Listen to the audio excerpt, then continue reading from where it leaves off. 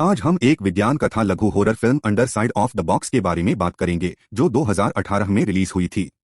यह film Ben और Rachel का अनुसरण करती है क्योंकि उन्हें उनके बिछड़े हुए दोस्त सीन द्वारा बुलाया जाता है, जो उनके खुलने पर उनके लिए एक उपहार लाया था।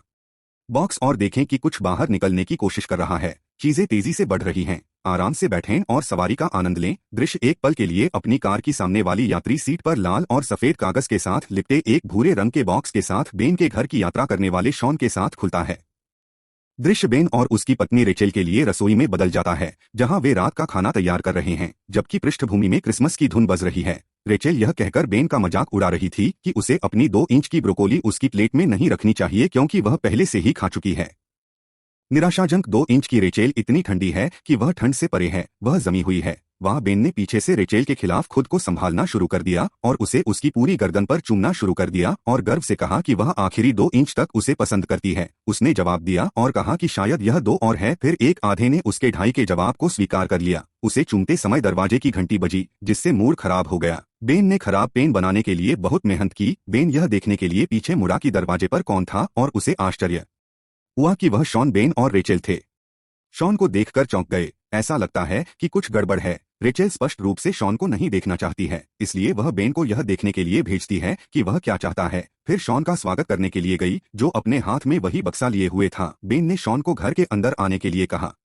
जब उनके बीच एक अजीब सी बातचीत हुई तो सीन ने बेन को बॉक्स उपहार में दिया और जोर देकर कहा कि वह इसे तुरंत खोले। बेन ने बॉक्स खोला, लेकिन पूर्ण अंधकार और घने अंधेरे की खाई के अलावा कुछ भी नहीं देखा। बेन को खुला देखने के बाद बॉक्स बाहर की ओर धराशायी हो गया और बार बार माफी मांगते हुए वे बाहर आ गए।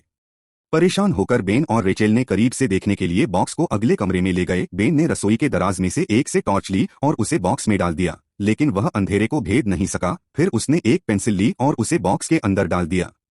बॉक्स लेकिन प्रभाव की कोई आवाज नहीं सुनी जा सकती थी, जैसे कि यह एक कभी न खत्म होने वाली चट्टान से नीचे फिसल रहा हो। बेन और रेचेल ने एक दूसरे को चौंकाते हुए देखा, यह याद करने से पहले कि शॉन ने एक पत्र छोड़ा था। शॉन ने पत्र पर लिखा था कि आप जो भी करें, बॉक्स से अपनी नजरें न हटाएं, क्योंकि यह चाहता है कि आप उसी समय दूसरी ओर देखें। जब पत्र पढ़ा जा रहा था, जो पेंसिल बॉक्स में गिरा दी गई थी, वह बेन के जूतों से टकराते हुए कमरे में घूमने लगी। उसने घुटनों के बल बैठकर धीरे से पेंसिल उठाई और केवल बॉक्स की ओर ही अपनी दृष्टि डाली। उसमें से एक सिर निकलते देख मैं चौंक गया। फिर उसने डरी हुई आवाज में बक्से से उठते हुए सिर को नमस्ते कहा, लेकिन उसने कोई प्रतिक्रिया नहीं दी। उसने फिर से कोशिश की, लेकिन उसका मुंह खामोश हो गया। हम बक्से में से सिर को उसकी हर बात पर नजर रखते हुए देख सकते थे। जैसे ही वह शॉन को कॉल करने के लिए अपने फोन के पास पहुंचा, जब उसने शॉन को कॉल करने की कोशिश की तो उसका फोन सीधे वॉइसमेल पर चला गया। फिर ऐसा प्रतीत हुआ कि उसका ध्यान उसके सिर पर था, जो उसका पीछा करता है और उसे घूरता है। फिर बेन ने घर छोड़ने का फैसला किया, लेकिन रेचेल इससे सहमत नहीं थी क्योंकि पत्र में संकेत दिया गया कि उन्हें बॉक्स से दूर नहीं देखना चाहिए। फिर उन्होंने संयुक्त रूप से यह देखने के लिए बॉक्स से दूर देखने का फैसला किया कि क्या होगा, लेकिन जब उन्होंने पीछे मुड़कर देखा तो हम देख सकते थे कि 2 हाथ बॉक्स के किनारे को पकड़े हुए थे, जैसे कि बेन से बाहर निकलने का प्रयास कर रहे हों। और फिर शॉन को पाने के लिए घर छोड़ने पर जोर दिया जानकारी, इसलिए वह एक कुर्सी लाया और उसे बॉक्स के सामने रख दिया और रेचेल को उस पर बैठने और बॉक्स को देखने का निर्देश दिया। रेचेल स्पष्ट रूप से डरी हुई है क्योंकि वह खौफनाक बॉक्स क्लाइंबर के साथ अकेली नहीं रहना चाहती, लेकिन बेन ने उसे समझाया कि बॉक्स उतना घातक नहीं था जितना उसने सोचा था। उसे एक चाकू देकर और उसे बताया कि उसे चूमने से पहले उसे जाना होगा। बेन अपनी कार में बैठा और शॉन को कॉल करने का प्रयास किया, लेकिन असफल रहा। फिर वह उसे वॉइसमेल छोड़ने के लिए आगे बढ़ा।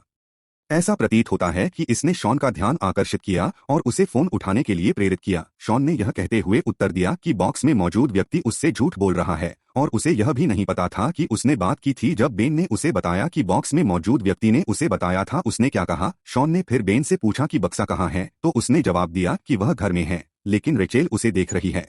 इस पर क्रोधित शॉन ने बेन को यह कहते हुए कोसना शुरू कर दिया कि उसने बक्सा उसे दिया था और वह ही था जिसने रेचेल पर नजर न रखें। जब बेन ने यह सुना तो वह अचंभित रह गया और रेचेल को देखने के लिए उसने तुरंत कार घुमाई। जब बेन घर पर पहुंचा तो न तो कोई लाइटें जल रही थीं और न ही रेचेल का कोई निशान था। उसने देखा कि केवल एक टूटा हुआ लाइट स्विच था।